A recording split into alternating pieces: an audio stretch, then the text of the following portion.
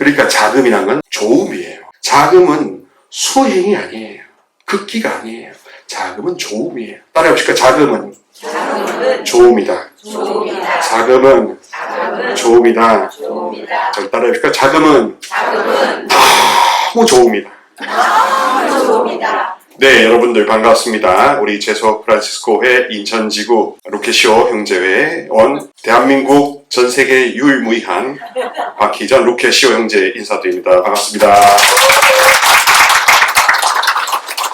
네, 오늘 이렇게 오게 돼서 반갑습니다. 은총이 가득하신 마리아님 기뻐하소서. 주님께서 함께 계시니 여인 중에 복되시며 태중의 아들 예수님 또한 복되시나이다. 주의 성모 마리아님, 이제와 저희 죽을 때 저희 죄인을 위하여 빌어주소서. 아멘. 평화에 모여 저희를 위하여 빌어주소서. 묵주기도의 어머니, 저희를 위하여 빌어주소서. 교회의 어머니, 저희를 위하여 빌어주소서. 성과 성자와 성령의 이름으로 아멘. 오늘 비전할 우리 제목은 자금 그리고 희망, 이런 제목을 이야기하고자 합니다. 우리 인생을 우리 신앙을 어디에서 설계하느냐가 중요합니다. 교황 베네딕토 16세께서는 교회와 신앙을 책상에서 세우는 것이 아니라 실제 위에 세워야 된다. 쉽게 말하면 책상에서 시작하는 게 아니라 일상에서 시작해야 된다. 어리석은 인간이 지력이 유한한데도 불구하고 자기가 하느님과 닮았다라고 생각하는 그 모상성을 과대 해석하는 바람에 모든 것을 책상에서 결정하는 대로 다 그것이 진리라고 착각을 하게 됩니다. 그러나 우리보다 훨씬 더 지력이 좋으시고 우리보다 훨씬 더 능력이 좋으시고 무엇보다 우리보다 공감 능력이 압도적으로 우월하신 자비의 예수 그리스도께서는 하느님의 아들이셨지만 모든 주변부를 위해서 모든 영혼들이 하느님 아버지의 존중받는 자녀들이라는 불변의 진리 때문에 그리고 그 덕분에 육화하셔서 복음을 전하셨죠. 복음이라는 건 보면은 이렇게 이해하시면 됩니다. 복음을 법으로 이해하시면 안 됩니다. 복음을 방법으로 이해하시면 안 됩니다. 많은 한국의 교우분들이 복음 성경 말씀을 방법으로 이해하려고 합니다. 왜 그럴까? 이거는 역사적인 뿌리가 있습니다. 잠시 우리의 타임머신 한번 돌려봅시다. 1800년대 말부터 세계는 무신론이 대두하기 시작했습니다. 나폴레옹 보니파르트가 세계를 지배하면서 서구의 영프, 스페인, 포르투갈이 제국주의 건설에 앞장서게 되었죠. 교회는 그런 차원에서 굉장히 확대되기도 했습니다. 그러나 동시에 무신론이 싹트기 시작했습니다. 하느님 없이 인간의 지력으로만 가능한 것만 찾으려고 했고 실증주의라는 그 비엔나 대학에서 나오는 그런 철학의 개념은 오직 감각되는 것만 믿을 수 있다. 보이지 않고 들리지 않고 느껴지지 않는 건 다 허구다라고 함으로써 이 학문에 무신론이 싹트게 되었죠. 심리학도 따지고 보면 일종의 무신론입니다. 지금 이상 그리스도교나 이런 종교를 색채를 이렇게 연합하려는 다시 수모력이 있지만 아주 엄격하게 말하면 심리학이나 정신분석은 무신론입니다. 그런데 그 1800년대 말 1900년대 들어가기 전에 뭐가 일어났냐? 루르드 발현이 일어났어요. 그러면서 이 무신론이 창궐하고 죄가 만연한 이 세상에 성모님이 원죄 없으신 분이다 라고 이야기합니다. 그리고 그것은 그 성모님의 증언은 거슬러 올라가면 우리 복자 둔스 스코투스가 그렇게 주장했고 둔스 스코투스가 하느님 아버지의 전지전능 전선 최고 지상적인 그 보다멘토라도 말하는 솜문 보는 솜모벤의 최고로 더 이상 수프림하지 않는 그 정도의 선으로 결정하신 바다 라고 오직 피데이즘 믿음으로 이 원죄 없는 임마culata 교리를 주장했죠. 그런데 그때는 그게 많이 공격받고 반박을 얻었습니다. 그러다가 그게 세월이 지나서 19세기로 진입하기 전에 루르드 발현이 마사비의 동굴에서 일어났고 그리고 발현이 일어난 다음에 2년 후에 교황 비오 10세였던가요? 그 교황님이 그거를 교의로 믿을 교의로 반포하셨습니다.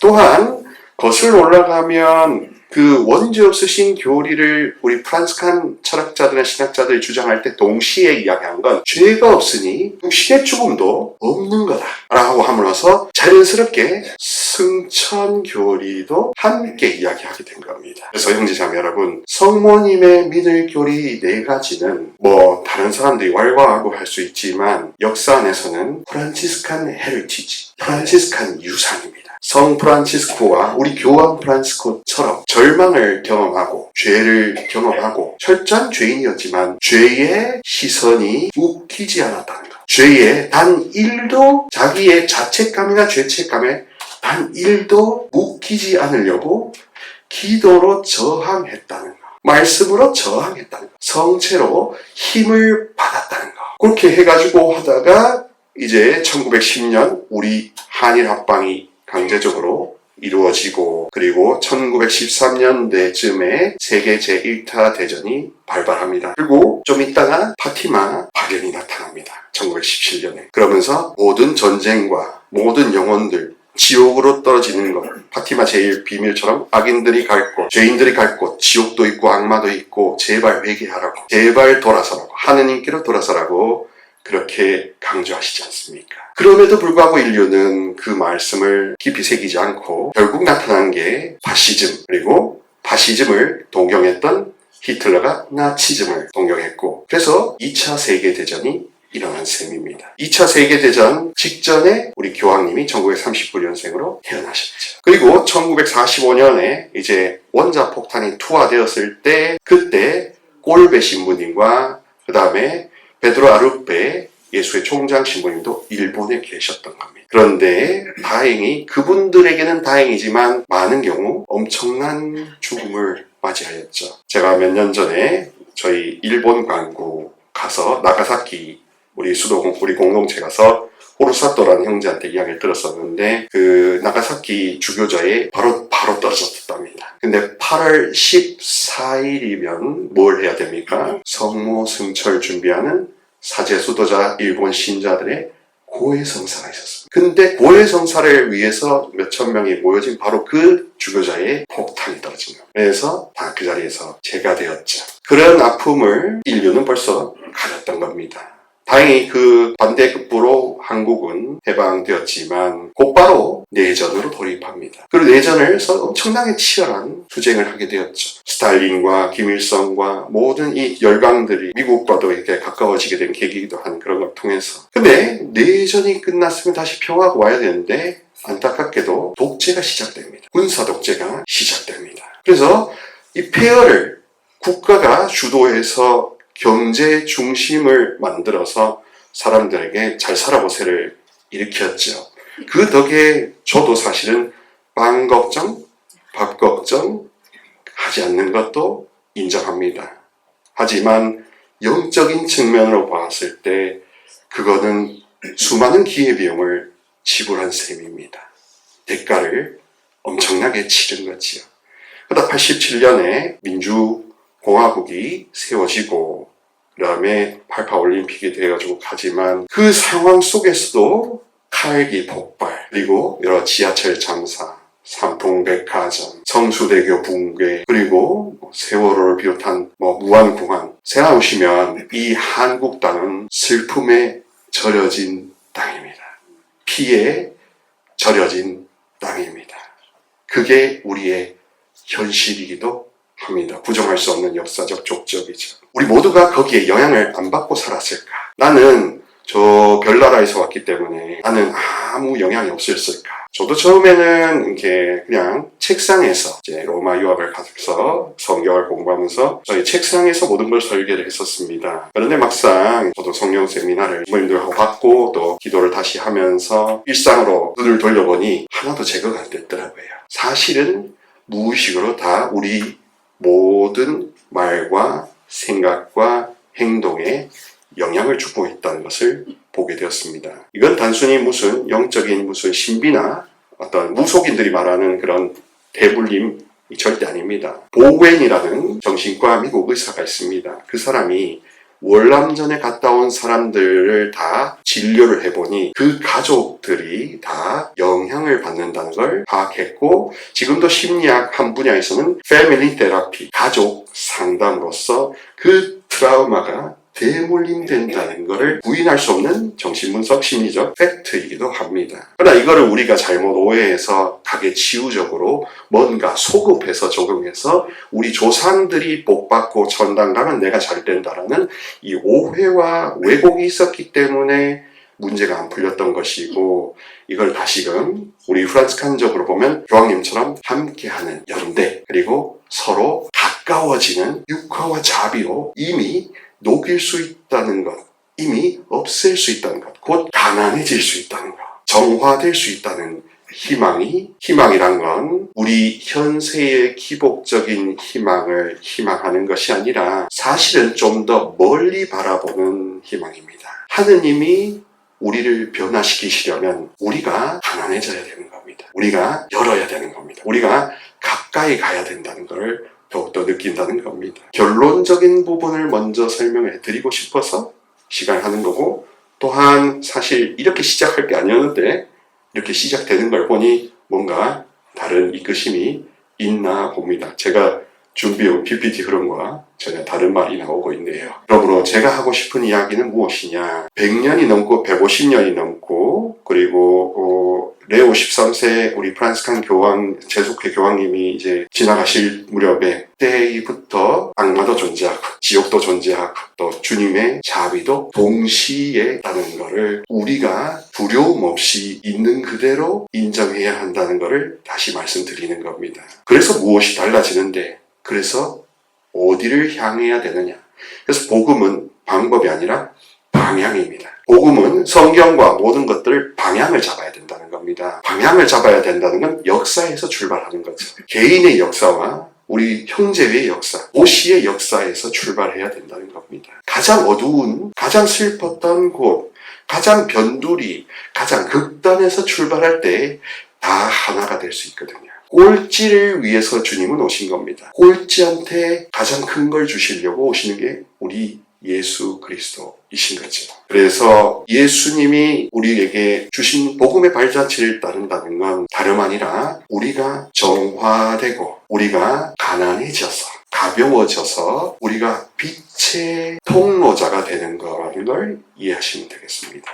이 방법에만 전착하시면 이 과거의 우리 역사와 이 땅이 흐르고 있는 이 엄청난 트라우마를 일단 제껴놓고 그 위에 아스팔트 포장을 할 수 있어서 그런 겁니다. 영성, 신심, 제속회 모든 고결해 보이는 걸로 사실은 우리가 아스팔트 10차선 도로를 포장해도 누가 알 바 있겠습니까? 그런데 지금 우리가 당면하고 있는 우리 모든 제속회의 위기, 현실, 그리고 병연이 되기를 어려워하는 모든 것들, 구역 모임이 잘 안 되는 그런 애로사항들은 어디서부터 시작되었냐? 결국 아스팔트 포장 밑에 있는 것을 다시 꺼내려는 용기를 정하지 않았기 때문에, 곧 주님의 성령의 도우심을 정하지 않고 혼자의 지력으로 감당하려는 것이었던 것입니다. 그래서 희망이라는 것을 이렇게 정의하면 될 것 같습니다. 그리스도교적 희망은 그 기초를 현재에 두지 않고 무엇보다도 과거에 둔다. 더 나아가 그것은 경험과 지식의 질서를 뛰어넘는 사건들과 진리 가운데 있다. 이 희망은 예를 들면 문화라든가 과학, 기술, 정치, 경제 같은 것을 신뢰하지 않고 한 분의 인격, 즉 예수 그리스도를 신뢰한다. 또한 그분을 받아들이는 데 있어서 결코 어떤 과학적, 철학적 차원의 근거에 바탕을 두지 않고 다만 종교적, 초본성적인 동기와 더불어 그분을 받아들인다. 라는 겁니다. 교황님의 삶을 보고 우리 사부님의 삶을 보면 비이성적인 사람이거나 지능이 떨어진 분은 아니었습니다. 학습 능력이 뒤처진 분은 아니었습니다. 지지나 부지나 그런 것이 아니었습니다. 오히려 그런 패러다임은 어디서부터 시작되느냐? 나치즘이 시작할 때부터 이미 시작되었습니다. 1800년대 후반에 찰스 다윈의 진화론이 개발되었거든요. 그리고 진화론의 영향으로 호버트 스펜서라는 철학자, 사회학자가 사람들 안에서도 우열이 존재한다. 우성인 사람들만 뛰어날 수 있고 우성인 엘리트들이 다수의 열성인 사람들을 지배해도 문제가 될 게 없다 하는 것을 히틀러가 바로 채택해서 바로 유다인들을 학살한 거 아니겠습니까? 자, 그렇기 때문에 이 불편한 진실을 외면하고서는 우리는 작아질 수 없다는 겁니다. 자금이 하나의 아스팔트요 좋은 포장재가 될 수 있습니다. 가난도 그렇습니다. 가난이 가면이 될 수 있습니다. 가난을 나는 통장도 버렸고 나는 뭐 카드도 버렸고 나는 돈을 버렸고 난 유산 포기했으니까 난 가난해 하는 종종 그런 말씀하시는 재소 회원분들을 만나면 그런 분들의 심리는 오히려 가면의 논리가 아닐까 하는 생각을 해보기도 합니다. 진짜 가난하면 입을 다물죠. 그리고 청담동의 진짜 부자들은 오히려 삼색 슬리퍼를 신고 다니는데 화려하게 치장하는 것은 결국 자기가 사랑을 받지 못했다는 자기 과시, 나르시시스트 아닐까 하는 생각도 해보는 겁니다. 그래서 이 우리의 여정을 지금 현재에다 두면 우리는 세상에 희망을 두는 거가 될 겁니다. 그러면 세상에 희망을 두면 뭐가 안 좋으냐 하면 이루어지지 않을 때 슬픈 절망으로 끝없이 추락하는 겁니다. 희망의 반대가 절망이라고 할 텐데 제가 볼 때는 희망의 반대가 절망은 아닙니다. 희망의 반대말은 무기력입니다. 아무것도 바라거나 원하거나 움직일 수 없는 아무 힘이 없는 상태. 그 무기력이 사실은 희망의 반대라고 할 수 있죠. 무기력이 장기화됐을 때 그걸 절망이라고 해서 울 힘도 없고 외칠 힘도 없고 아무것도 할 수 없다라는 그런 포기와 어두움, 생지옥을 살 때 사실 원치 않는 결과가 나타나지 않습니까? 그래서 전통적으로 그리스도교회에서는 영성가들은 우리 사부님도 그렇고 호모 비아토로라 해서 나그네 인간이라고 합니다. 따라해 보실까요? 나그네 인간. 나그네 인간. 그러니까 이제 길을 찾아가는 길 위의 인간이라는 뜻이지요. 길 위의 인간이라고 하고 저는 그 산티아고를 가본 적 없는데 한국 사람들이 세계에서 제 두 번째로 산티아고를 갑니다. 왜 그럴까요? 왜 그러냐 하면 내가 어디서부터 왔는지를 모른 채로 걷는데 지금 걷는 현재만 느끼고 있기 때문입니다.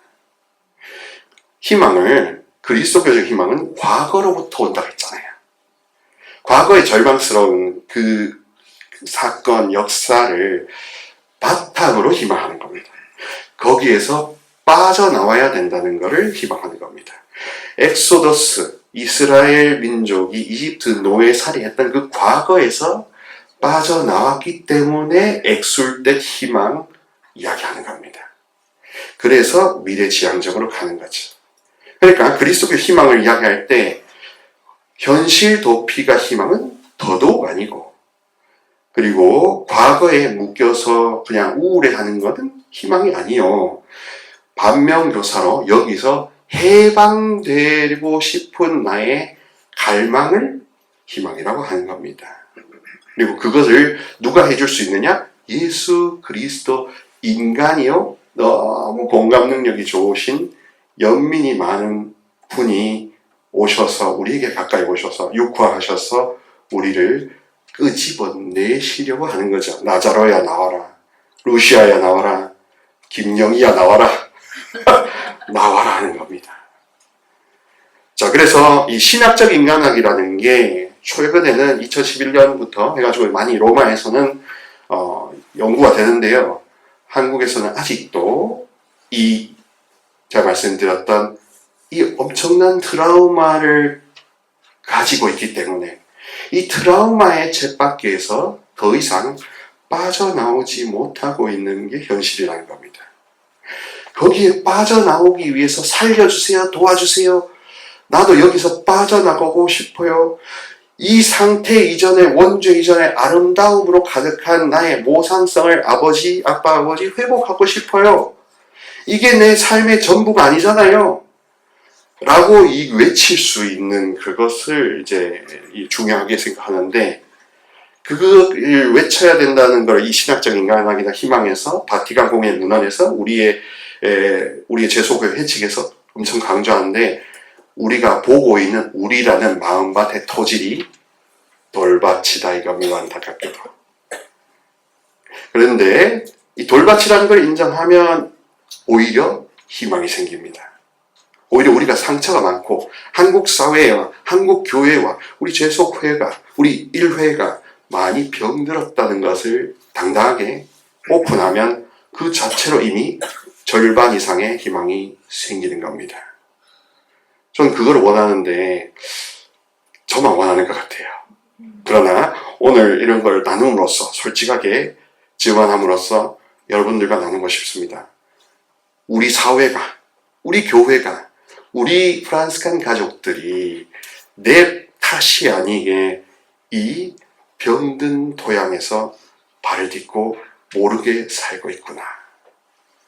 그래서 오히려 주님의, 예수님의 자비가 더 갈망을 해야 할 필요가 있구나 하는 그런 반전이 이루어지면 좋겠습니다.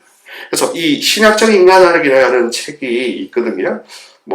기회가 된다면 이걸 좀 많이 알려드리고 싶고, 작년에 인천의 교리신학원에서는 성서 인간학, 구약의 인간학, 신약의 인간학, 하느님이 사람을 어떻게 지으셨고 사람을 어떻게 귀하게 다루시는가를 말씀드렸던 것입니다. 자금이란 무엇일까요?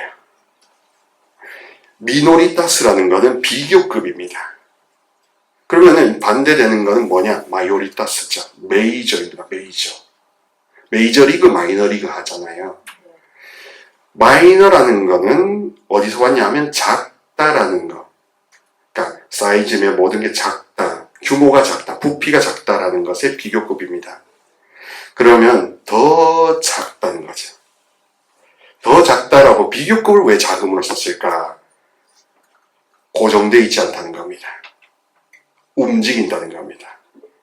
상황에 맞게 변화된다는 겁니다.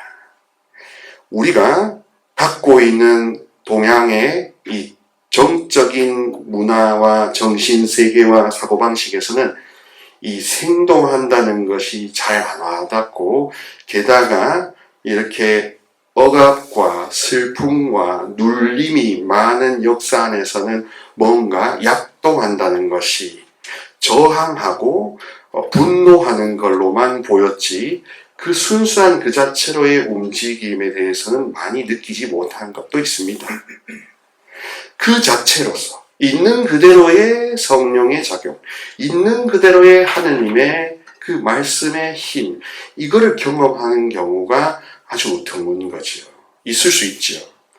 그래서 이 자금이라는 거는 쉽게 말하면, 제가 말을 빙빙 돌리게 되는데, 쉽게 말하면 압도적인 사랑 때문에 자기가 더 줄어드는 겁니다. 압도하는 저 렘브란트의 아버지 사랑 때문에 나는 아무것도 아니라는 쪽으로 가게 되는 겁니다. 곧 나를 부인하는 자아 부인이 우선하는 것이 아니라 육화하시고 쏟아붓는 내리사랑 덕분에 그거를 내가 맛보고 경험하기 때문에, 그걸 기도로서 내가 맛을 보기 때문에, 기도로 성령을 받기 때문에, 그래서 스스로가 작아진다는 겁니다. 더 노력하려고, 더 애쓰지 않으려고 하는 반대의 길로 가는 겁니다.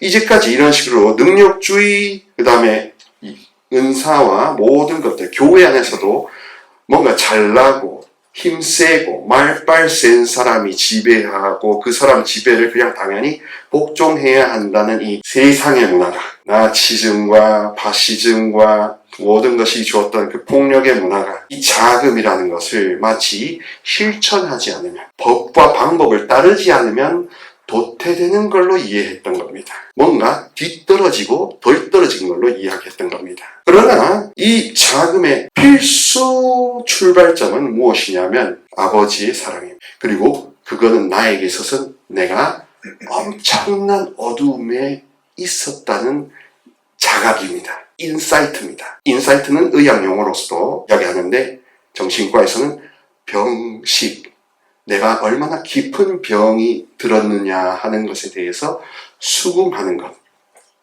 내가 이런 상처를 많이 안고 살았구나. 그래서 이렇게 힘들었구나. 아무리 열심히 기도하고 재소회임하려 해도 뭔가 나의 발목을 잡는, 야곱의 발목, 야곱처럼 발목을 잡는 게 있었구나.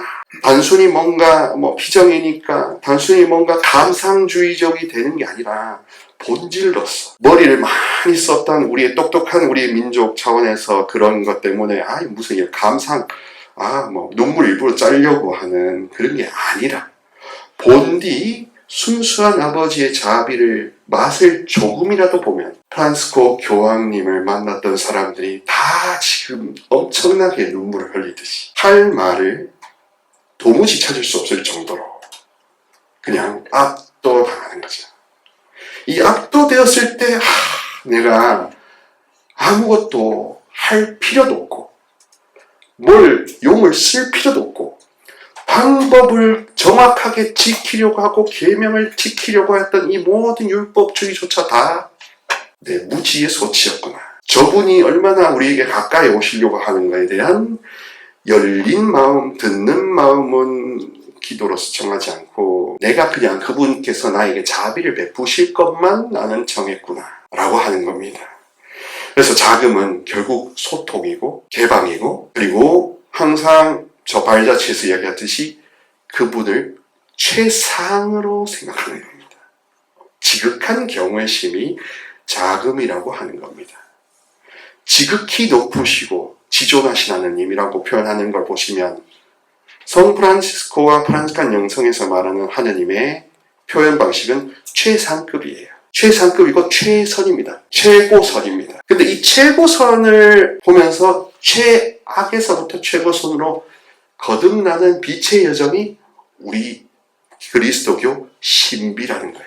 그래서 제가 지금 느끼는 거는 그런 겁니다. 많은 사제 수도자들조차 이 빛의 여정으로 나아가는 체험을 뼛속 깊이 하지 못했거나 아니면 지금 끊겼거나 아니면 기도줄을 묵주라도 놨거나 함으로써 다시 어둠으로 돌아가고 있는 것 같다는 생각을 많이 하는 거죠.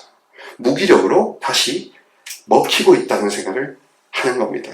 그리고 자금을, 가난을 마치 뭔가 어떤 방법을 실천했을 때 드러나는 나의 어떤 아이콘으로 생각할 수가 있다는 겁니다. 다시 말씀드리지만 자금은 방향이고 자금은 느낌입니다. 자금은 한마디로 영접되었을 때, 주님의 영에 접촉되었을 때, 터치가 되었을 때, 어떤 악마와 사탄이 줄 수 없는 그 감미로움 때문에 성 프란시스코가 피조물의 노래를 불렀던 건 사실 모든 죄와 어둠이 다 주님의 자비로 정화되고 조명되고 용서받아 해방되었던 그 기쁨을 이야기하지 않았습니까? 그죠? 그래서 자금이라는 건 결국 여러분 접촉부터 시작되는 겁니다. 성령의 작용, 정화부터 시작된다는 겁니다. 이 사진을 보시면 이 사진이 무슨 뜻인가 하는 건데요. 코르비알레라는 로마의 주변에 있는 그 작은 가난한 동네에 교황님이 2018년에 찾아가셨습니다.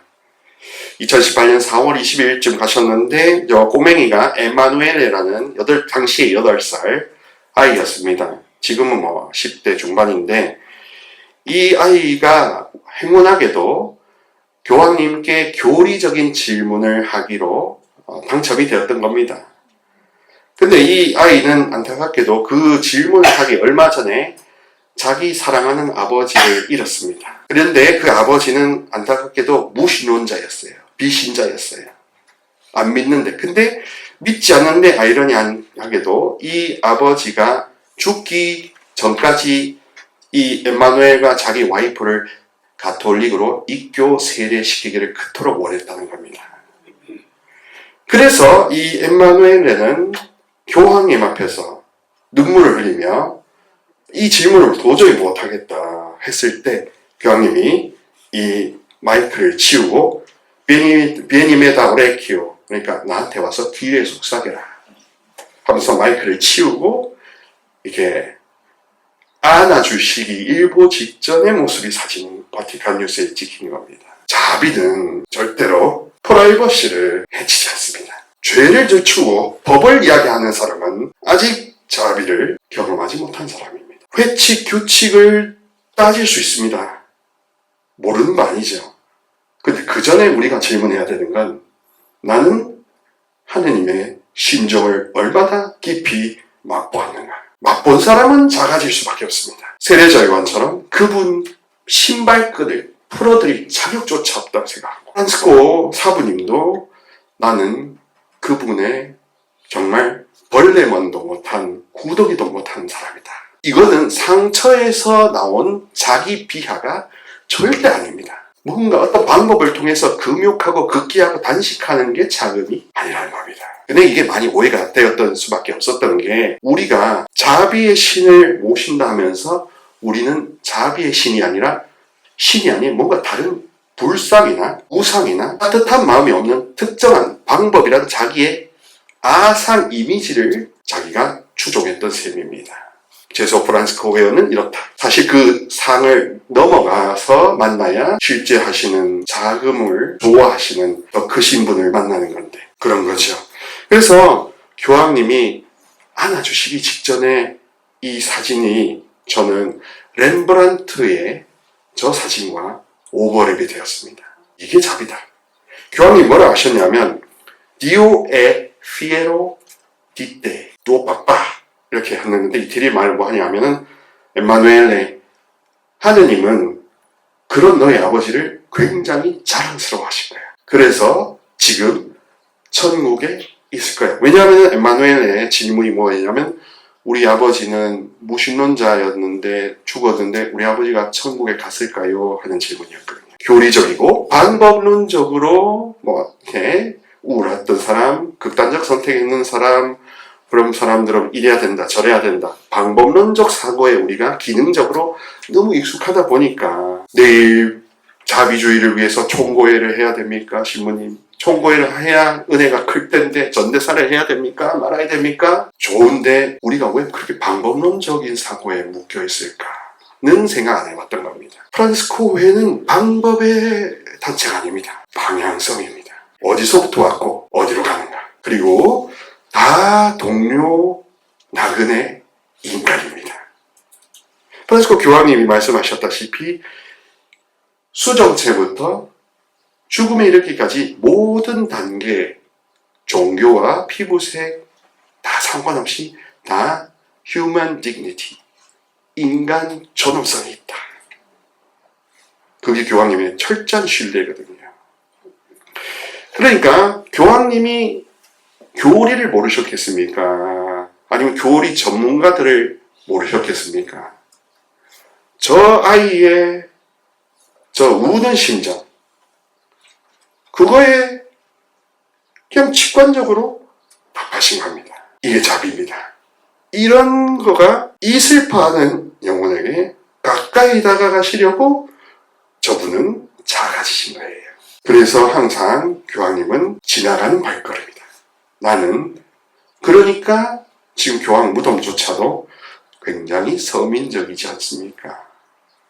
그 외조부가 외증조부죠. 외조부가 외증조부 계열이 리구리아라고 저기 이태리로 그러니까 한국으로 치면은 뭐 조금 더 송도나 영종도 정도 이렇게 서쪽 위에 있는 해안가 지역이 리구리아 지방인데 거기가 대리석이 많이 나와요. 그 대리석 가운데 서민들이 쓰는 대리석을 지금 갖다 쓰시는 겁니다. 그리고 그 목관이 가격이 $1,000래요. 기존의 교황님들의 거의 15,000달러. 그리고 뭐 아시다시피 유산은 100달러. 그 다음에 추기경으로서 받는 월급도 뭐 2, 3만 불은 됐을 텐데 그것도 다 안 받으시면서 본인이 몸소 자비의 통로가 되시고 작아지셔서 가까이 다가가신 겁니다. 내가 책상과 내가 규칙과 내가 회칙과 내가 뭔가의 방법에 묶이면 나는 가까이 갈 수 없습니다. 넘어설 수 없습니다. 하느님이 넘어가라고 해도 자기는 넘어갈 수 없습니다. 더 상처나 더 옛날에 과거에 더 묶여버리면 더 넘어갈 수 없습니다. 기도를 해도 그 넘어가게 해달라는 기도가 아니라 이걸 잊혀지거나 이걸 달래달라고 할 정도 수준으로만 할 수 있습니다. 그러나 진정한 그리스도교 기도, 완전한 치유라는 것은 사실은 건너가는 거거든요. 탈출하는 거거든요. 더 이상 과거의 영향이 여러분의 지금 현재를 좀먹을 수 없게 완전히 차단시키는 겁니다. 누구의 힘으로? 하느님의 힘으로. 곧 자비와 정화의 성령으로. 그래서 프란치스코 회와 비롯해서 이냐시오 예수에도 성령에 대한 강조를 이토록 하는 겁니다. 왜냐하면 사람의 힘으로는 불가능한다는 것을 미리 아시고 주시기 때문에.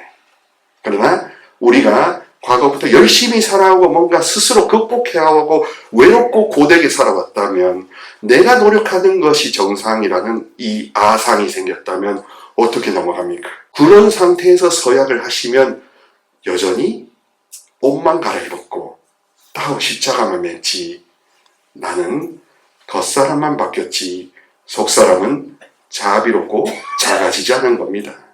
그래서 자금이라는 것은 내면의 속사람의 변화예요. 형제회라는 건 바깥으로 뿜어져 나오는 겁니다. 수직적인 것이 자금이요, 수평적인 것이 형제라서 자금과 형제회. 그거를 1회 수도자만 하는 게 아니라 여러분들도 나누는 거죠. 그러니까 결국 귀속시키면 여기 계시는, 오늘 절 때문에 피곤해서 지금 좋으시는 분들까지 한 분 한 분의 영혼에 하느님의 사랑이 얼마나 들어가고 싶어 하시냐, 이 심정을 아는 영혼일수록 자금을 산다는 겁니다. 그래서 그게 소통이요, 친교요, 화해요, 평화요, 엄청난 행복이 되는 거죠. 이거가 이루어질 때 사실 기도는 저절로 승급이 되는 겁니다. 방법을 따르지 않습니다. 이게 방법입니다. 내가 아이처럼 사랑을 받고 싶다. 내가 지나온 모든 우리 한국 민족과 나의 가정과 나의 개인의 역사가 이제 정화되기를 원한다. 더 이상 나의 현재에 아무 영향을 끼치지 않도록, 마치 무성 영화를 보듯이 그냥 그런 일이 있었구나 하고 회상은 할 수 있지만 후회하지 않도록. 지금 후회하고 있다면 과거의 영향력이 있고 아직 정화되지 않은 거죠. 그러면 영적인 진보, 영적인 여정, 제속 프란치스코 회원으로서의 행복은 아직 이루어지지 않았고 자금이라는 것이 멀리 느껴지는 겁니다. 왕님께서는 양심을 깨워주는 교육을 어린 시절에 많이 받으셨대요. 이분이 1차 세계대전 무렵에 무솔리니를 피해서 사실 아르헨티나로 부모 세대가 가신 건데, 근데 가셔서도 거기서 2차 세계대전 소식을 들으신 셈이고, 그럼에도 이 가족은 엄청난 가톨릭 신앙으로서 이 베르골리오 이 아들을 이렇게 양심을 잃지 않고 믿음을 잃지 않게 하느님과 관계가 멀어지지 않도록 그렇게 교육을 잘 받았던 겁니다. 그러면서 보시다시피 나보다 가난한 사람에게 내 것을 나누어 주는 법을 어린 시절부터 배웠다는 겁니다. 그래서 수위에는 주머니가 없는 것이다. 그러니 지금 우리가 보는 아주 깜짝 놀라는 행동은 이분에게 있어서는 삶이었던 거죠. 이분의 자금은 하루아침에 생긴 게 아니라 이분도 많은 어려움을 겪었지만 이분도 그때마다 정화와 치유와 하느님의 자비를 접촉하고 체험하셨습니다. 체험하셨기 때문입니다. 책상에서 누군가의 수기를 읽는 게 아니라 직접 체험했다는 겁니다. 그래서 자금은 나의 1대1 직접 체험으로 이루어질 수밖에 없는 겁니다. 누군가의 이야기를 들었다 하더라도 여러분이 가셔서 자택에 가셔서 그게 잊혀지면 그건 자금의 씨앗이 안 되지요. 어떤 이들은 가난한 사람들에 대해서 교황님이 자꾸 이야기하는 것, 그거를 이데올로기의 눈으로 봐서 공산주의자나 사회주의자, 마르크시스트라고 하는데, 근데 그거는 결국 보면 교황님이 어떤 권위주의도 거부하셨기 때문입니다. 하느님의 권위를 자비가 더 앞선다는 권위. 야고보서에서 말씀하시듯이 자비가 심판을 이긴다라는 말씀 그대로, 글자 그대로. 자비는 심판을 이긴다는 그 야고보서의 말씀 그대로를 믿으셨기 때문에 그 말씀의 권위대로 사시려고 했던 것이지. 세상이 주는 권위주의는 철저하게 하셨던 셈이지요. 이 교황님께서는 하느님 체험, 사제 체험을 어디서 하셨느냐? 고해성사에서 하셨더라고요. 이 알마그로라는 그 아르헨티나 마리아 도움의 대성당에서 고해성사를 하고 있는데, 두려운 마음이 들게 했던 스칸드로 블리오 신부님과 몬탈도 신부님, 푼토 신부님 같은 분들이 계셨답니다. 신부님들은 놀라운 경청 능력으로 사람들의 이야기를 들어주셨고 진정한 자비의 증인이셨기 때문에 고해성사라고 되었다 해요. 근데 교황님이 어린 시절 갑자기 고해성사를 하고 싶어졌던 겁니다. 고해성사를 하던 중에 뭔가 이상한 일이 일어났다고 합니다. 자비의 성령을 체험하신 거예요. 성사가 성사적으로 체험되었습니다. 그리고 또 그런 배경에는 교황님이 꾸준히 자신을 돌보고 믿음을 잃지 않으려는 본인의 기도가 뒷받침되셨겠죠. 고해성사를 하면서 저는 주님의 자비를 느꼈습니다. 그래서 교황님이 고해성사할 때 절대로 혼내지 마라. 오죽하면 낙태나 이혼자들에게도 자비의 특별 희년을 통해서 그 모든 벽을 다 허물어 버리려고 하신 거 아닙니까? 하나님의 자비를 조금이라도 여러분 맛을 보시면 내가 세웠던 모든 방어기제와 벽들과 지식이 쓸모없는 거라는 걸 느낍니다. 죄를 지었을 때 우리는 용서하고 우리를 받아들이고, 그렇게 믿음은 자비와 치유를 통해서 깊어질 수 있습니다. 그래서 저는 지금 계속 아마 하느님이 프란시스코 교황님처럼 기도하는 치유자로 이끌고 계시는 걸 봅니다. 그저 여러분들의 피부만을 치유하는 게 아니라 여러분의 골수와 신경과 모든 근본 속사람을 바꾸어 놓는 치유를 하는 거죠. 그게 바로 쓴맛이 단맛이 되는 거 아니겠습니까? 더 이상 쓴맛을 보고 싶지 않다는 과거의 영향력이 지금의 나를 지배하도록 허용하지 않는 것, 그거 아니겠습니까? 에페소서 4장 29절인가? 4장 26절에 보면은 악마에게 틈을 주지 말라는 말씀이 있는데, 그 틈이라는 건 결국 뭐냐 하면 그 어둠의 세력, 상처나 여러 가지 것이 지금 나의 삶을 지배하도록 허용하지 말라는 뜻입니다. 그러나 이걸 기도할 때 이게 나를 지배하지 않도록 이거를 가져가 달라는 해방의 기도보다 그냥 기도하게 되는 경우가 많았던 거죠. 우리의 모든 것들이. 그리고 뭔가 신심이나 충실성, 레지오 마리에 빈센시오 등을 통해서 많은 활동의 재속 회원 여러분들께서도 어떻게 보면 자의반 타의반으로 동원되신 측면도 있을 겁니다. 그러나 동원되고 활동을 하면서 열심히 봉사했는데 왜 지금 나는 아직 슬픈 기운이 남아있다면 자비가 아직 여러분의 마음밭을 완전히 뒤집어 놓지 않은 셈입니다. 프란시스코 교황님에게는 정말 다행인 게 로사 할머니라는 친할머니가 계셨대요. 할머니가 사랑이 굉장히 가득하셨답니다. 그 여러 가지 트라우마를 겪었던 그 세대가 이 베르골리오라는 손주한테는 너무 자애로웠대요. 호르헤, 우리 집은 항상 문이 열려 있으니 네가 사제 순서를 받았다는 것을 난 너무 기쁘게 생각한다. 어느 날 네가 설령 돌아온다고 해도 너를 비난할 사람은 아무도 없다. 하느님이 너를 부르신다면 가라. 너는 축복받았다. 그러니 이런 할머니 덕택에 성모 신심이 무한 가능했고 유언에서 성모님 가까이 묻어달라고 할 수 있었던 겁니다. 자, 거의 이제 1부를 좀 마무리할 겁니다. 그러니까 교황님이 부에노스아이레스 보좌주교가 되기 전에 예수의 광고장을 하고 그 예수의 광고장을 할 때 독재에 뭐 약간 부역했다는 그런 이제 타이틀이 붙으면서 이분이 광고장을 지난 다음에 2년 정도 유배 생활을 갑니다. 광고장이었다가 일개 신부가 됩니다. 그리고 더군다나 낙인이 찍힌 신부가 됩니다. 자존감이 어떻게 됐을까요?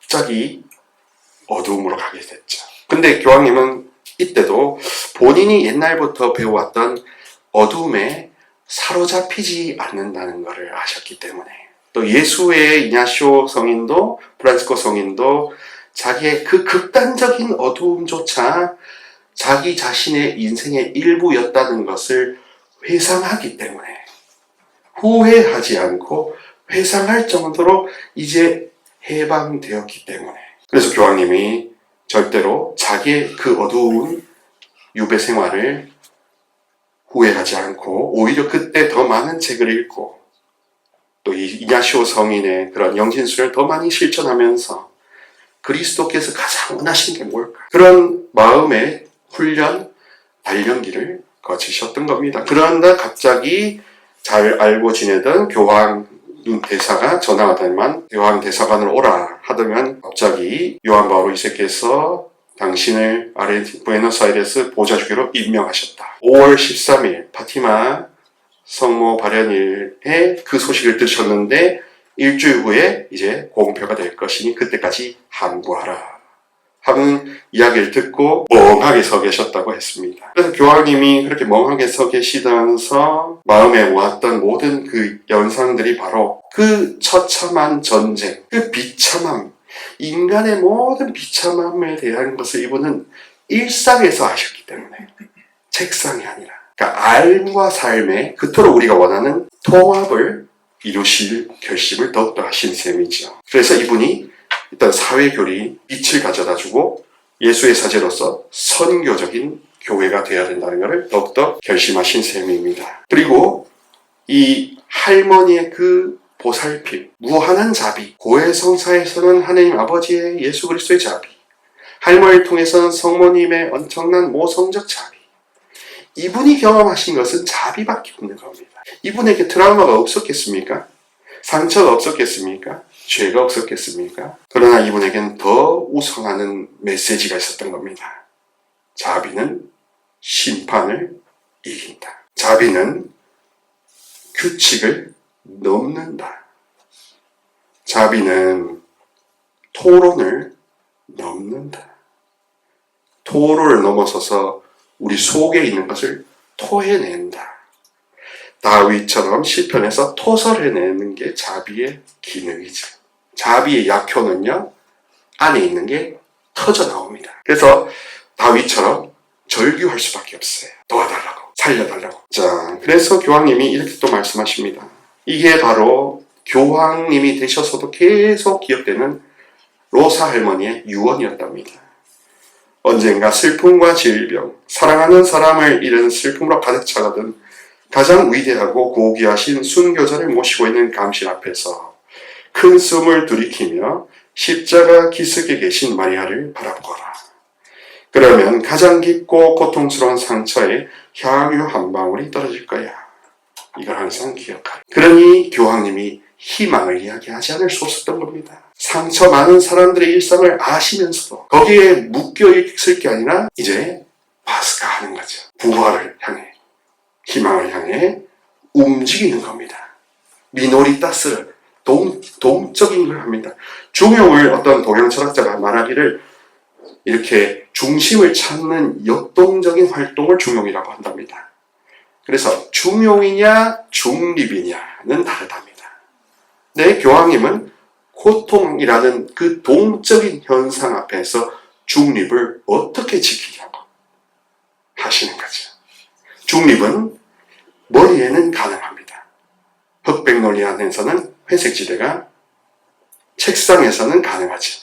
그러나 일상 안에서는, 우리의 실상에서는, 우리 삶의 현장에서는 중립은 위선이 되는 거잖아요. 그러니까 JPIC 사회질, 사회교리 이런 게 이분한테는 그냥 그 자체가 길이었던 겁니다. 진리였던 겁니다. 그 자체가 생명으로 가는 방향이었던 겁니다. 또 거기에 항상 성모님이 자리하셨던 거죠. 1990년에 유배 생활을 하기 전에 코로도다 왔을 때 상황이 바뀌었다. 광고장이었다가 일개 회원으로 완전히 격화된, 마음은 어둠이 지배하고 있었다. 그래서 교황님이 유달리 악마에 대해서 직접적으로 이야기하시는 것은 왜 그러냐? 이분이 악마의 공격을 경험하셨잖아요. 독재를 통해서, 전쟁을 통해서, 자기 개인의 유배 생활을 통해서 악마가 실제한다는 것을 더욱더 있는 그대로 경험하셨기 때문에, 그렇기 때문에 이분의 족적 중에 하나가 공식적인 승인을 받은 우마사제 협회도 교황청 성직자로 산하에 두고 성령기도회도 하나로 합치면서 많은 교우들, 서민들, 주님의 백성들의 모든 일상을 세세하게 돌보는 섬세한 자비를 원하셨던 거지요. 거기에 저해되는 원수도 분명히 있다고 강하게 이야기하셨던 겁니다. 2년 동안 저의 과거 수도원 생활을 본능적이고 개인적인 방식으로 내린 선택, 권위주의적인 태도를 저질렀을 때 수많은 그런 후회들, 이제 당신은 극도로 보수적인 비난을 받았던 것에서 완전히 돌아서시는 겁니다. 단맛이 역겨웠던 것이 단맛이 되고, 자기가 외면했던 과거를 이제 자기가 융합하기 시작하고, 또 내 힘으로는 할 수 있는 게 없다는 걸 더욱더 유배든 모든 체험을 통해서, 또 더욱더 자비가 앞선다는 것을 이분이 체험하셨기 때문에 이분은 자금을 어렵게 생각하지 않았던 겁니다.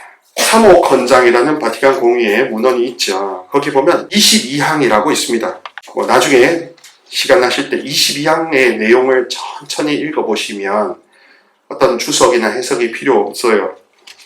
한 부분만 제가 시간 관계에서 다 읽어드릴 수 없으니까 읽어드리면 이렇습니다. 보이지 않는 하느님의 모상이신 그분께서는 완전한 인간이시며 아담의 후손들에게 최초의 범죄 때부터 이지러졌던 하느님과 닮은 모습을 회복시켜 주셨다. 이걸 통해서 프란치스칸 회개 생활은 회복이다 라는 걸 알 수 있습니다. 인간 본성이 소멸되지 않았으므로 바로 그 사실 때문에 우리 안에 있는 인간 본성도 고상한 품위로 드러높여졌다. 그러니까 한 영혼 한 영혼이 고상하다는 겁니다. 원래 태어날 때부터. 그게 전부인권설이죠. 그게 동학사상에도 있고, 그게 모든 전도 인도로 인한 유학사상에도 있고 그런 거죠. 근데 그게 왜 이해가 안 됐을까? 파시즘, 나치즘, 전쟁, 군사 독재, 어두움의 세력, 지배로 인한 경직과 불안, 강박 때문에, 그런 교육 영향 때문에, 출세해야 되는 강박 때문에, 가난에서 벗어나야 된다는 강박 때문에, 네가 좀 양보하면 오빠를 서울에 보낼 수 있다는 그 억울한 강박 때문에 지금도 그런 억울함을 안고 있는 영혼들이 많더라고요. 하느님의 아들이신 바로 그분께서 당신의 강생 육화로 당신을 모든 사람과 여러모로 결합시키셨다. 인간의 손으로 일하시고, 인간의 정신으로 생각하시고, 인간의 의지로 행동하시고, 인간의 마음을 사랑하셨다. 그러니까 착하다는 것은 성경의 문제가 아니었습니다. 오히려 성경은 더 악한 사람들의 것이었습니다. 도덕주의, 경건주의의 문제가 성경을 다루지를 않았던 겁니다. 악하고 배반하고 배신하는 동사의 영향이 컸죠. 선, 악이라는 명사의 영향보다. 그래서 동정 마리아에게서 태어나시어 참으로 우리 가운데 한 사람이 되셨고 죄 말고는 모든 것에서 같아지셨다. 이 말미에는 이렇게 이야기합니다. 그리스도께서는 당신의 죽음으로 죽음을 쳐부수고 부활하셨으며 제 말이 아니라 교회 문헌입니다. 죽음을 쳐부수셨다. 죽음을 죽음으로 쳐부수셨다.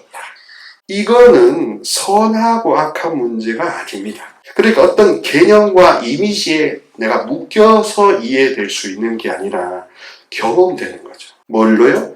1대1 기도로 더 높아지는 나의 영적 진보로. 아빌라의 데레데사는 이렇게 말합니다. 기도의 진보를 하려면 많이 생각하지 말고 많이 사랑해라. 그 말인즉 많이 사랑받아야 많이 사랑할 수 있는 겁니다. 기도로 성령을 청하셔야 됩니다. 말로 다 할 수 없는 것까지 다 알아주시고 치유해 주시고 정화해 주시고 또 내 과거를 더 이상 후회하지 않고 회상케 하시는 분은 성령님이십니다. 그런 차원에서 성령의 작용을 우리가 능력, 알아맞추는 파워, 은사로 좁게 해석했던 거죠. 우리 프란스칸 은사인 겁니다. 다. 왜 어떻게 해요? 우리는 이렇게 1대1로 접촉하고 경험할 수 있는 유산을 받았으니까. 가르멜 회원들이 이렇게 할 수 있을 것 같으세요? 제속 가르멜 회원들은 어떻게 하는지 아세요? 자기를 타박합니다. 더 엄격주의로 갑니다. 근데 그것도 사실은 아빌라 데데레사나 십자가의 요한을 한국적으로 해석해서 그런 거예요. 한국의 권위주의 강박주의로 금욕주의적으로 해석해서 그런 겁니다. 아빌라의 데데레사의 영성의 핵심이 뭔지 아세요? 뜨거운 성령의 불이에요. 사부님이 세라핌이라고 하는 이야기는 뭔지 아십니까? 샤라프라는 히브리어 동사는 불타다는 거예요. 세라핌이라는 것은 불타고 있다는 겁니다. 6날개 천사가 야훼 하느님 앞에서 하는 일이 뭐예요?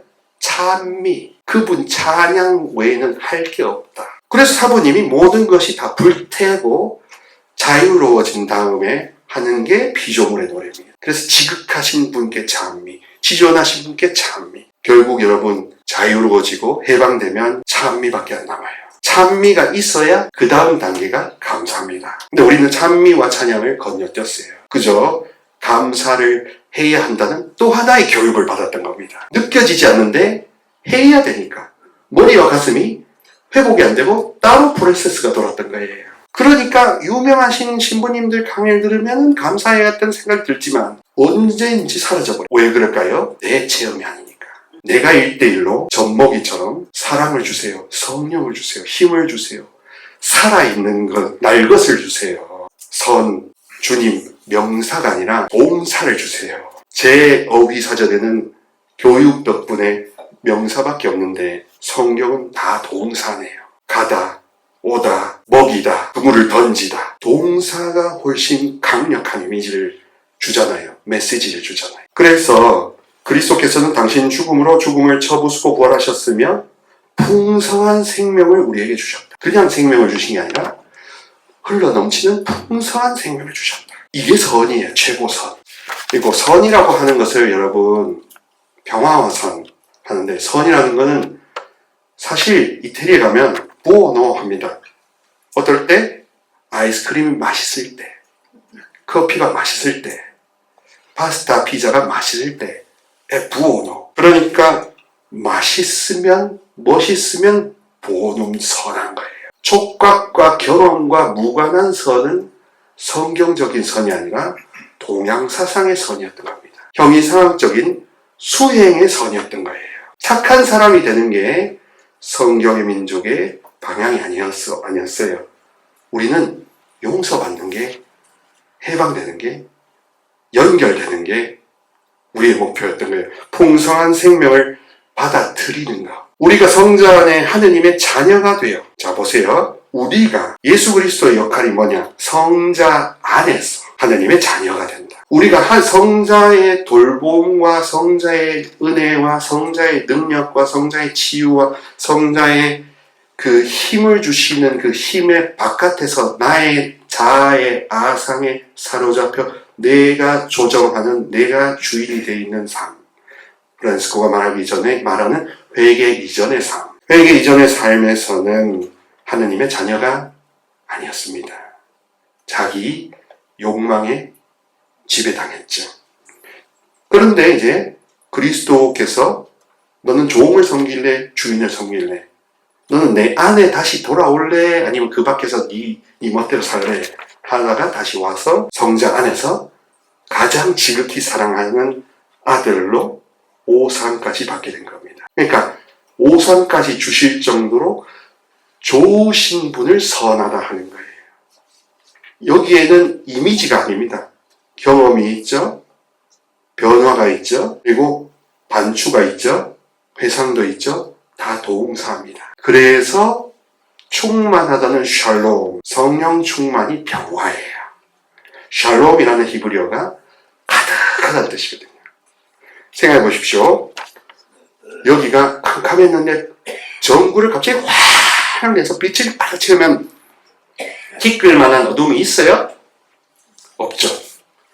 빛이 충만한 곳에 어둠은 자리할 수 없는 겁니다.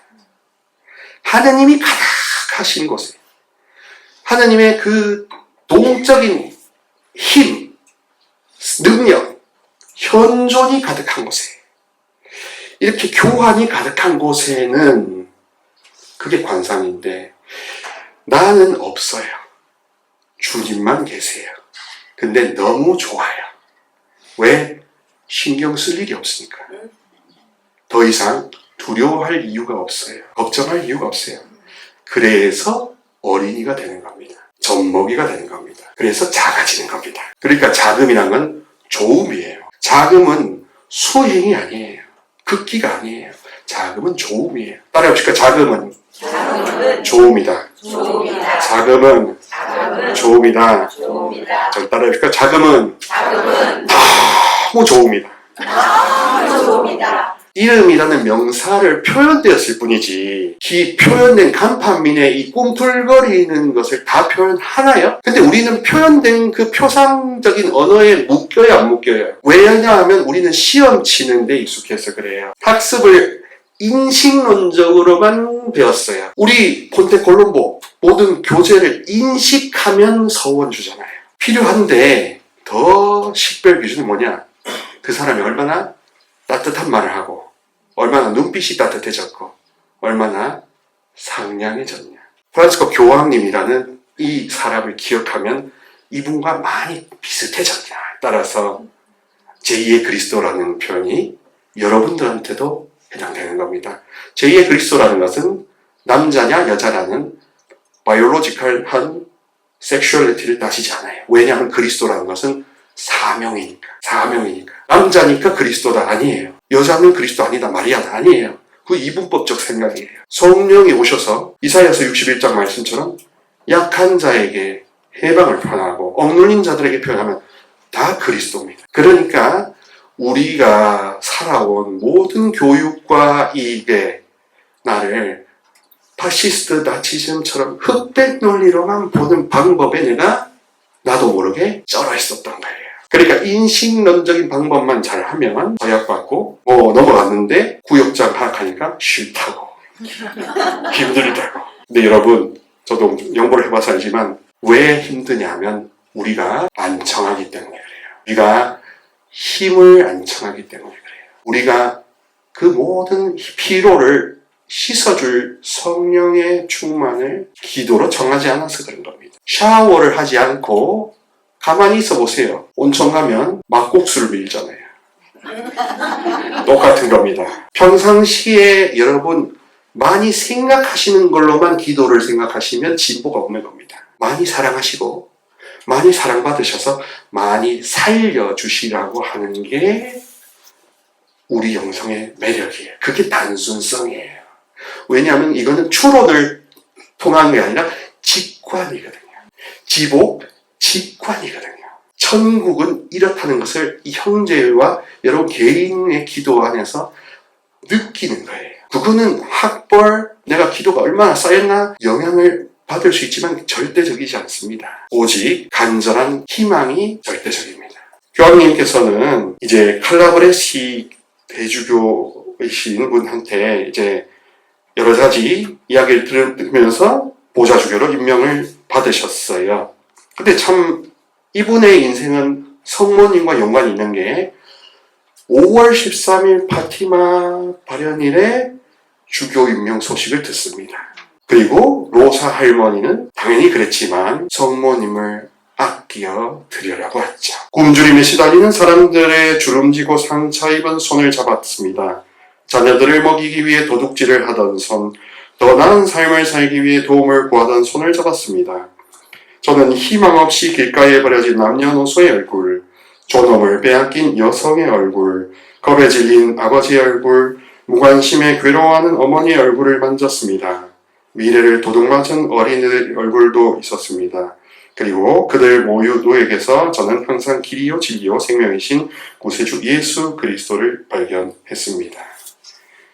이분만이 그렇게 되는 게 아니라 나 말고 좀 더 암에 걸렸거나 이렇게 힘든 우리 본당이나 사람들에게만 해당되는 게 아니라 사실은 우리의 모든 이 처지, 죽음에서 벗어날 수 없는 처지가 우리의 자비로우신 분 입장에서는 결핍을 채워주고 싶어 안달이라는 거죠. 우리의 부족함을 채워주고 싶어 못 견딘다는 게 자비입니다. 우리 손을 좀 더 더럽혀 봅시다. 가난한 이들의 손을 만지고 그들의 눈을 보면서 그들 안에서 하느님을 찾음으로써 존재의 의미를 찾읍시다. 우리 도시에 보이지 않는 사람들을 환대하고 지지함으로써 우리에게 무엇이 필요한지 발견하게 될 것입니다. 그럴 때 우리의 삶은 더 나아질 것입니다.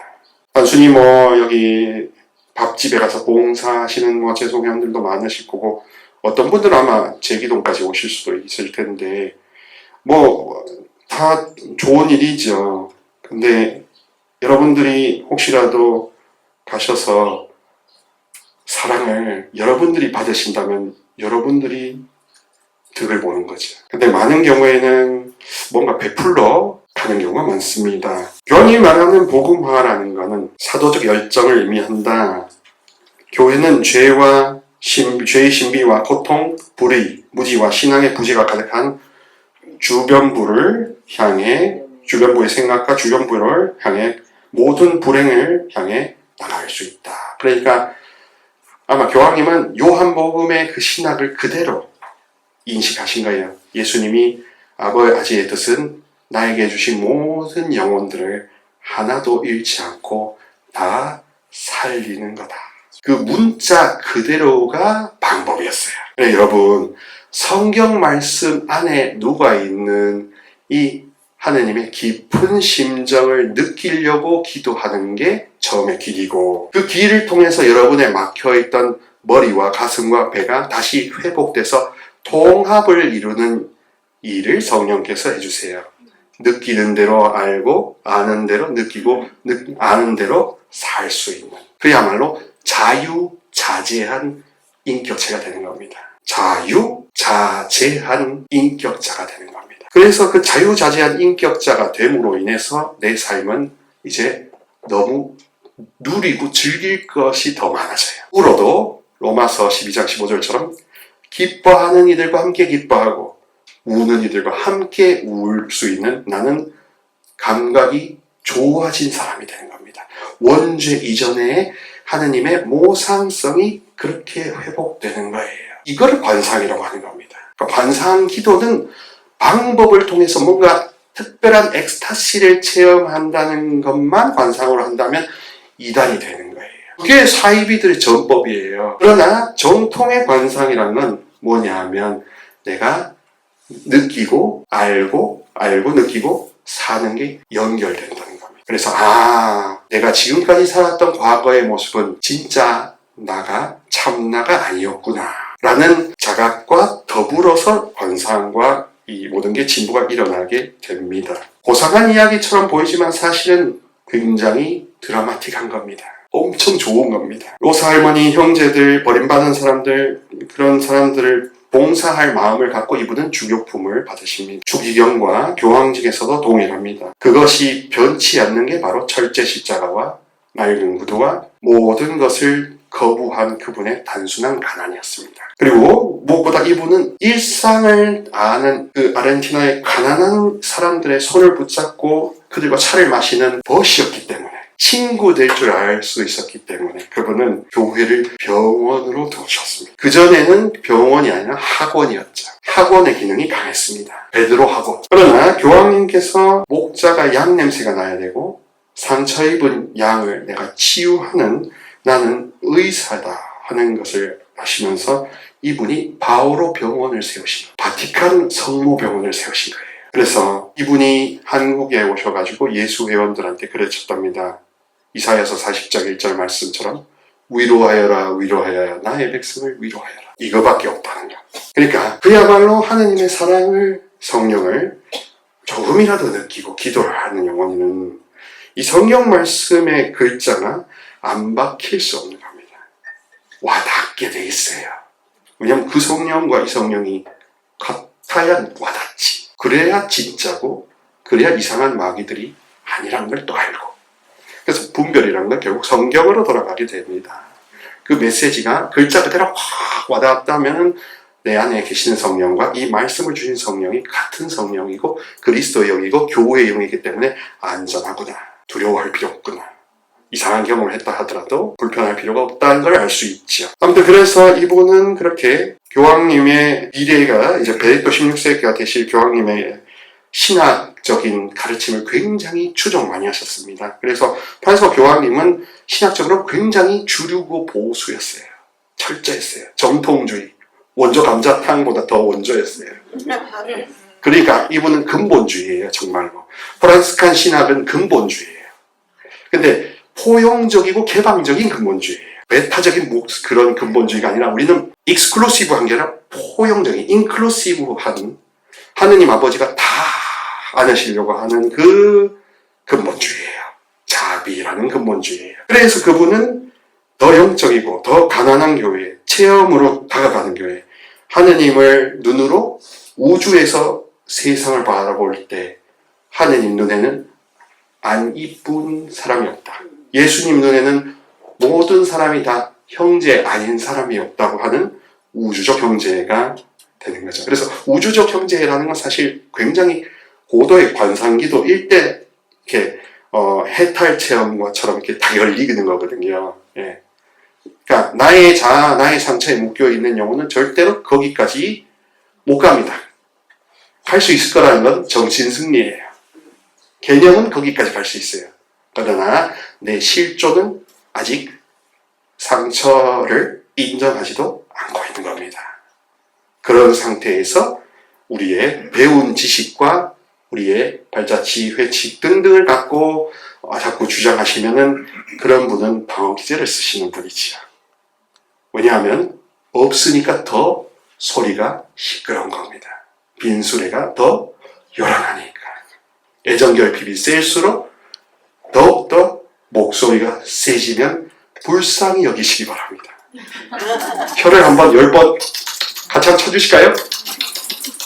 안타까운 영혼. 해보실까요? 안타까운 영혼. 안타까운 영혼. 안타까운 영혼. 안타까운 영혼. 그리고 넘어가세요. 괜히 말려들었다가는 늪에 빠집니다. 어머니 마리아가 저를 사랑하시고 혼자 두시지 않는 걸 로사 할머니를 통해서 그리고 자기의 모든 여정에서 그리고 과달루페 성모님이라는 남미의 가장 강력한 우리 프란시스칸 성모님 헤리티지 통해서 이분은 확신하셨죠. 그리고 제가 로마 있을 때 그 부에노스아이레스 광고에서 온 카를로스라는 형제가 지금도 있는데 해주는 이야기가 있었습니다. 이분이 축구광이에요. 그래서 부활이나 이럴 때는 부에노스아이레스 주교자 성당에서 우리 OFM 그 부에노스아이레스 광고까지 얼마 안 걸린대요. 그래서 걸어오셔서 같이 식사도 하고 축구도 차고 그러셨답니다. 그만큼 서민적이었어요. 진짜. 사는 법을 배우려면 사랑하는 법을 배워야 된다. 그리고 사랑하는 법을 배우려면 저는 여기서 한술 더 뜹니다. 사랑받는 법을 배워야 된다. 사랑받는 법을 배우려면 기도하기 시작해야 된다. 뭘 하려고? 사랑을 주세요라고 기도하기 시작해야 된다. 사랑만 주세요라고 기도해야 된다. 사랑부터 주세요라고 해야 된다. 그래야 내가 지금 이 모든 촉각에서 나타나는 이 모든 경제적 문제 때문에 내가 시달리는 이게 급한 게 아닌가를 알 수 있습니다. 급하지만 급하지 않을 수 있다는 것도 아는 겁니다. 그만큼 자유자재한 인격자가 될 수 있다는 뜻이지요. 이게 희망입니다. 저항할 수 있다는 희망. 내가 어둠에 노예살이를 하지 않아도 된다는 희망은 엄청난 희망이거든요. 완고한 태도는 그리스도인답지 않다는 점을 알아야 합니다. 그 성령의 활동을 가로막는 것이기 때문입니다. 완고한 태도는 분열을 낳고 자기 자신만을 바라보며 매일의 삶 속에 이달입니다. 완고해지는 거 왜냐? 애정결핍 때문에. 애정결핍이라는 그 집에 미움이라는 어둠이 아직 하느님 대신에 주인 노릇, 왕 노릇을 하고 있는 셈입니다. 그 미움이 기도를 하게 허락할까요? 그래서 더욱더 기도가 필요한 영혼입니다. 그리고 그런 영혼일수록 마리아가 더욱더 원하는 영혼입니다. 그래서 우리는 참 성모님이라는 분을 보호자로 삼고 있는 가톨릭 교회의 득회를 누리고 있는데, 심지어 어떤 사람은 마리아를 치워버려야 된다고 이야기합니다. 그런 현실입니다. 그러니까 여러분 재속 회원들부터 우리 1회원과 2회 클라라 수녀님들을 부끄리게 해주십시오. 여러분들 얼마나 성모님께서 사랑을 주시려고 하는지를 체험해서 증거자가 되셔서 강화에 가든 어딜 가든 막 이렇게 열정적으로 할 수 있다면 조금이라도 좀 건드려지는 영혼이 생기지 않을까. 또 여러분들이 그렇게 사랑을 받는 법을 체험으로 1대1로 학습하고 익히심으로써 만나시는 영부님들에게 잠자는 영혼을 깨워준다면 얼마나 좋을까. 하느님의 사랑과 자합이 연민에 대적되는 것은 바로 무관심입니다. 그리고 무기력입니다. 아무것도 하기 싫으면 스스로 의심하세요. 잠을 잘 잤나? 밥을 잘 먹었나? 피지컬한 것이 아니면 영적인 문제까지 생각해 보시기 바랍니다. 실제로 악마는 두려움을 드리려고 하는 게 아니라 여러분을 한없이 무기력하게 만들려고 하는 어둠의 영도 있습니다. 기도조차, 묵주조차 쥐지 못하게 할 정도의 방해도 있습니다. 그럴 때 어떻게 하느냐? 묵주를 더 줘야 됩니다. 묵주를 돌리는 게 아니라 지니고 다녀야 됩니다. 하다못해 성모님 마리아라는 이름이라도 좀 부를 수 있을 정도로 매달려야 되는 거지. 그러니까 이거는 투쟁이 되는 겁니다. 그래서 영적 투쟁입니다. 뭔가 나를 죽이고 이런 영적 투쟁이 아닙니다. 사랑을 얻기 위한 투쟁입니다. 희망이 피어난 데는 한 사람이면 족하다. 한 사람이 모이고 그래서 당신에서 여기는 우리 루케시오 형제가 되었습니다. 근데 이 루케시오 형제라는 우리 안에서 희망의 성령의 통치를 받지 못하고 계시다면, 곧 기도하고 있지 않으시다면 지금이라도 늦지 않았습니다. 자비주의를 맞이하는 이 귀한 피정 시간을 통해서 여러분 자기 자신을 위한 기도를 해보세요. 내 과거와 내 현재와 내 영원이 다 하느님 안에 있을 수 있도록 이거를 다 이어주십사라고 기도해 보시면 됩니다. 우리가 모였을 때 비로소 희망이 시작된다. 아닙니다. 희망은 이미 당신이란 존재와 함께 싹트기 시작했습니다. 우리가 하나 되는 순간 진정한 혁명의 물결이 시작되는 것입니다. 이는 세상을 뒤엎는 혁명이 아닌 사랑으로 변화시키는 혁명입니다. 인류의 역사를 보세요. 스티브 잡스 혁명을 이뤘습니다. 전환을 이뤘습니다. 그래서 아무도 생각지 않았던 것을 실상으로 만들었습니다. 프란치스코 모든 사람에게 가까이 다가가며 사람들이 꺼려하는 나와누와 주변부에 있는 사람까지도 다가갔습니다. 모두가 상상할 수 없는 것을 그 한 영혼이 이뤘습니다. 자기 자신 안에 얼마나 어둠이 많이 들어있었는지를 저는 알고 할 말을 잃었었습니다. 그리고 오직 한 길만 있구나. 희망만 원하면 된다. 어떤 추론과 지식에 묶이지 않고 그걸 넘는 주님의 현존만 구하면 되는구나. 그래서 집에서 14장 2절의 말씀이 떠오릅니다. 함께 읽어보실까요? 시작. 마음으로 자신을 변제하지 않고 희망을 포기하지 않는 이는 행복하다. 성경에서 말하는 마음이라는 것은 지성에도 해당이 됩니다. 지성으로 자기 자신과 타인을 단죄하지 않으면 희망도 포기하지 않습니다. 이성을 뛰어넘는 게 신비죠. 이성 안에서도 해명되는 것도 신비지만 많은 영역에서는 이거는 설명이 불가능하지 하고 오직 체험으로만 증명된다 하는 게 많은 경우 신비 체험이고 많은 경우 신앙 체험이고 종교 체험이고 회개 체험입니다. 그렇게 자기의 이성으로 자기 자신을 예리하게 단죄하지 않고 판단하지 않고 하나님께 더욱더 사랑을 달라는 희망을 포기하지 않는 영혼일수록 갈수록 미소와 얼굴빛이 달라진다는 겁니다. 그리고 그런 영혼들의 일상은 주변이 환해지기 시작합니다. 그리고 한 영혼에 밝아지는 그 조명으로 인해서 여러분 주변이 환해집니다. 그런 거는 이미 설명을 안 해도 될 것입니다.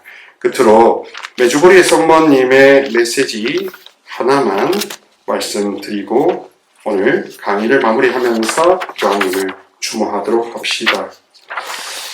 교황님의 그 여러 가지 사랑 중에서 성모님 사랑은 제가 말씀드렸다시피 성 프란치스코의 유산이기도 합니다. 그러니 여러분, 성모님께 매달리는 목적이 빵을 달라, 밥을 달라, 우리 가족 잘 살게 해주달라는 현세에서의 행복이 아니라 사실 영원으로 가는 방향을 제대로 알게 해달라는 근본적인 지유를 성모님께서 해주고 싶어 하시는 겁니다. 그래야 자자손손 대대로 오래 가니까. 나만 행복한 것이 아니라 오래가는 희망의 망원경 때문에 그렇습니다. 절망이라는 것은 여러분 모든 현실을 현미경으로 봅니다. 왜? 그러나 희망의 망원경은 멀리 봅니다. 어디까지? 영원, 천년, 만년을 봅니다. 그럴 수 있는 영혼은 지혜로운 영혼입니다. 왜냐하면 주님의 섭리를 아니까. 성모님의 자애를 아니까. 1983년 12월 29일에 성모님께서 이렇게 메시지를 주셨습니다. 사람들은 잘못된 방식으로 기도하고 한단다.